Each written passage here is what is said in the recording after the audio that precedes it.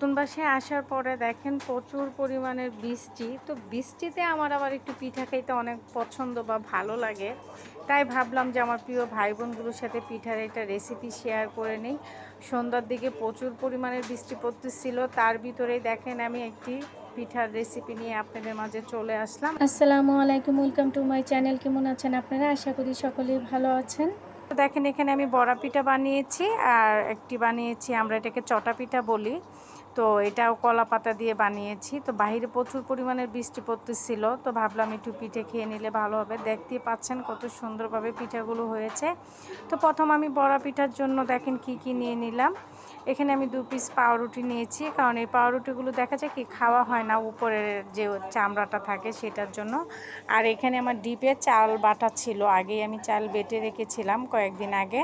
তো সেখান থেকে আমি একটু চাল বাটা নিয়েছি। দেখেন এখানে 3-4টা কলা নিয়েছি পাকা। এখানে আমি এখন দিয়ে দিব 5 থেকে 6 চামচের মতো তালের রস।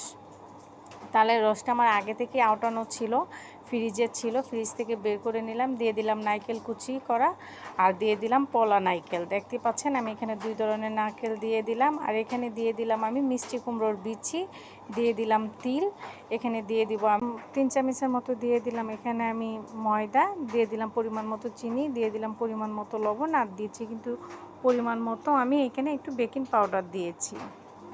দিয়ে দেখেন ভালোভাবে মেখে নিচ্ছি, দেখতেই পাচ্ছেন সুন্দর করে মেখে নিতে হবে। নিয়ে এটাকে আমি প্রায় 10 থেকে 20 মিনিটের মতো রেস্টের জন্য রেখে দিব।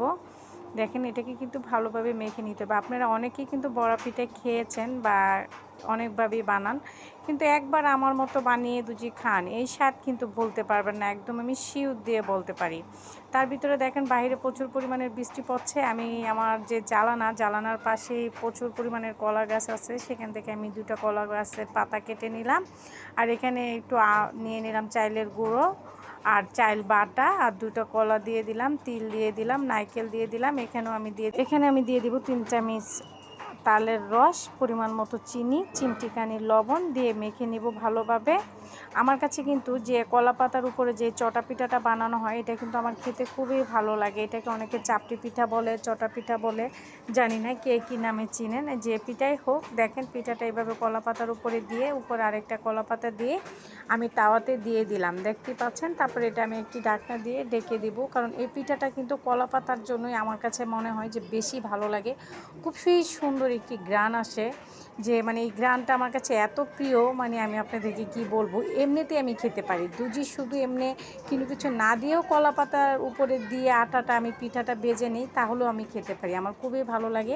পিঠাগুলো বেজে নিচ্ছি। বড়া পিঠাগুলো খেতে অনেক মজা হয়েছিল, নারকেলের ফ্লেভার, তিলের ফ্লেভার, তারপরে মিষ্টি কুমড়া বিচির ফ্লেভার, তালের ফ্লেভার, সমস্ত ফ্লেভারগুলোই দেয় অসাধারণ খেতে হয়েছিল। গানে একদম মুগ্ধ হয়ে গিয়েছিল। তারপর যেহেতু সন্ধ্যা হয়ে গিয়েছে, বৃষ্টি পড়তেছে ঝিরিঝিরি, আপনাদেরকে একটু দেখাচ্ছি। দেখেন বৃষ্টি পড়তেছে, অন্ধকার হয়ে গিয়েছে। এর ভিতরে কিন্তু আমার কলা পাতার পিঠাটাও প্রায় হয়ে এসেছে। আর বড়া পিঠাগুলো তো দেখতেই পাচ্ছেন কতটা সুন্দর লাগছে। আপনারা এই রেসিপিটা একবার বানিয়ে খেলে বলবেন যে আপু কি সুন্দর একটি রেসিপি আমাদের মাঝে শেয়ার করেছে। তো দেখেন পিঠাটা কিন্তু এটাও হয়ে গিয়েছে, বড়া পিঠাগুলো হয়ে গিয়েছে। তালের পিঠা যে এত মজা, মানে অনেকে অনেকভাবে আপনারা বানিয়ে খেয়েছেন বা খান, বা এইভাবে একবার বানিয়ে দেখবেন, বিশ্বাস করেন আপনাদের পছন্দ হবে। এ পর্যন্ত ছিল আমার এই রেসিপিটা। যদি ভালো লেগে থাকে আমার চ্যানেলটাকে সাবস্ক্রাইব করে রাখবেন, পাশে থাকা বেল আইকনটা ক্লিক করে দিবেন।